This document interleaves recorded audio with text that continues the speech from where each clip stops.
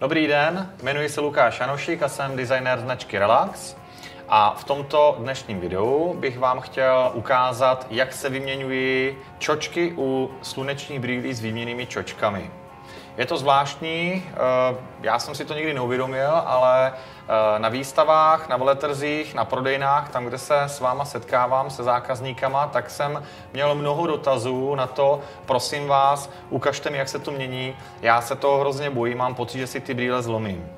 Takže výsledkem tohoto videa doufám, že bude, že vám dodám odvahu a že se nebudete bát na to sáhnout, protože sluneční brýle sice vypadají hodně křehce jako výrobek, ale jsou dělaný z materiálu, jak už možná víte, jestli jste se koukali na video, kde popisuju materiály, které hrozně moc vydrží. Nemusíte se vůbec bát na to sáhnout, je to věc, která je hodně flexibilní a jen taky nezlomíte. Většina slunečních brýlí je konstruována tak, že čočky jsou uchyceny hlavně ve vnějších rozích a to, odkud se mají jakoby vyloupnout, tak je právě tady ten vnitřní, ta vnitřní část.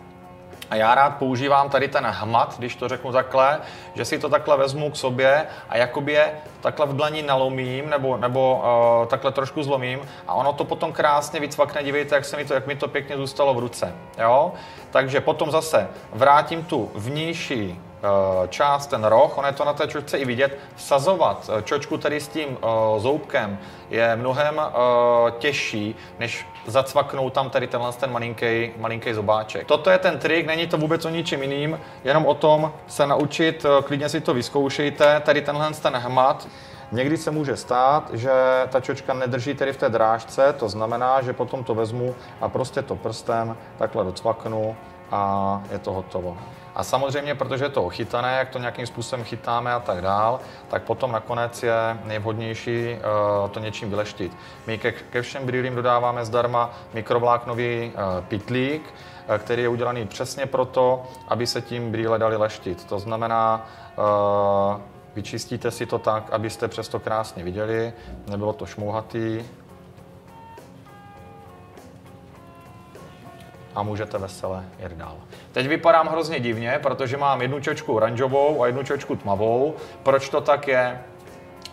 Tím, jak prodáváme brýle ze stojanů, tak je často hodně těžký tomu zákazníkovi indikovat, že vlastně k těm brýlím jsou ještě výměnné čočky v ceně. A často se na to při prodeji zapomíná. A tak jsme přemýšleli, jak to udělat, aby to bylo naprosto zřetelné. A vymysleli jsme, že to už od výroby osadíme do obou barev čoček, které jsou k tomu dodávány a člověka nějakým způsobem prostě napadne, že je to divný a minimálně se zeptá. Když už ho to nenapadne, jakože je to takhle myšleno, tak se minimálně zeptá prodejce, proč to má každou čočku jinou.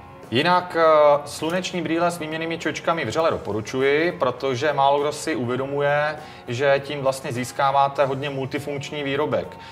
Můžete si koupit sluneční brýle, které mají kouřovou čočku a jsou tím pádem dobré na takovéto běžné nošení, anebo čirou můžete používat i ve tmě, anebo jako ochranné brýle, anebo třeba když se budete vracet večer na kole, nebudou vám lítat mušky do očí, můžete si je pořídit například s růžovou čočkou a pomoci tak lépe vidět třeba v lese, jestli často jezdíte do přírody. Prostě tu barevnost těch čoček můžete nějakým způsobem zvolit přesně do těch prostředí, ve kterých ty brýle používáte. A pak máte vlastně v ceně jedných brýlí, máte 3 brýle a je to hodně multifunkční. Zvyšuje to užitnou hodnotu těch slunečních brýlí. Tak. To by bylo pro dnešek všechno. Já vám děkuji za pozornost, přeju vám krásné dny a najděte to, co vám sedí.